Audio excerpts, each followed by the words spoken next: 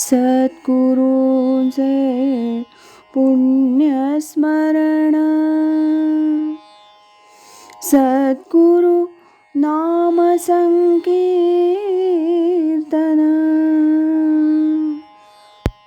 सद्गुरु गुणानुवाद गान,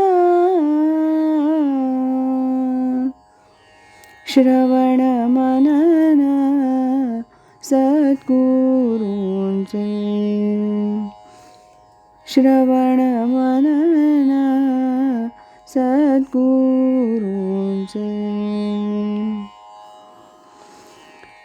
आज ऐकूया स्वामी स्वरूपानंद एक अलौकिक राजयोगी या ग्रंथातील प्रकरण 8 स्वरूपानंद दर्शन. यामध्ये मुंबईचे ॲडव्होकेट R.V. जोशी यांनी लिहिलेली आठवण सूर्यप्रकाशाच्या तेजात याचा भाग 3. रत्नागिरीला आम्ही संध्याकाळी 4:30च्या सुमारास पोहोचलो. तिथून आम्ही भाट्यात गेलो. तिथे खाडीपाशी गाडी लावली आणि तरीनं खाडी पार करून पलीकडे गेलो. हे सर्व होईपर्यंत 5 वाजले. वेळापत्रकाप्रमाणे त्यावेळेला तिथे पावसला जाण्यासाठी शेवटच्या 2च बस आता शिल्लक होत्या. 5 वाजता सुटणारी जी बस होती त्याची सर्व आरक्षणं आधीच झाली होती. त्यामुळे त्या बसमध्ये बसण्यासाठी जागा मिळणं आमच्यासाठी दुरापास्त होतं. आता राहिली दुसरी बस. त्यासाठी पण भली मोठी लांबच लांब रांग होती. खरं तर ती पूर्णगडहून यायची होती. इतक्यात ती बस पूर्णगडहून आली. आरक्षण असलेले लोक बसमध्ये बसले.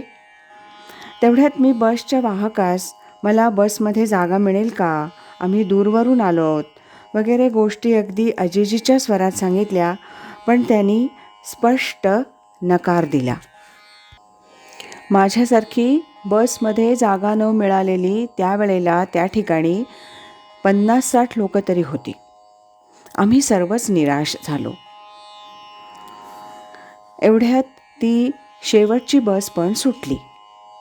पण या काही क्षणात आणखी एक गोष्ट घडली. बस अगदी सुटणारच अशा त्या टप्प्यावर चालकानं रांगेतील 4-5 माणसांना बसमध्ये बोलावलं आणि त्याबरोबरच आम्हा दोघांनाही बोलावलं. पुन्हा एकदा मी थक्क झालो. स्वामी कृपेमुळेच हे सर्व घडलंय याची जाणीव झाली. अखेर अशा रीतीनं आम्ही दोघं बसमध्ये चढलो आणि पावसच्या दिशेनं आमचा प्रवास सुरू झाला. आम्ही यथावकाश पावसला पोहोचलो.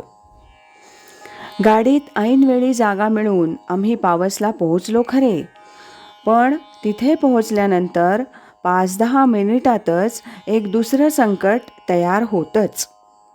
त्याचं असं झालं, आम्ही पावसला पोहोचल्यानंतर 5-10 मिनिटांनी एकदम आकाश भरून आलं आणि मोठा गडगडाट झाला आणि पाऊस सुरू झाला. याचा परिणाम म्हणून दिवे पण गेले. पूर्णतः अंधार, समोरचं दिसत नव्हतं. आम्ही तर नखशिखांत भिजलो.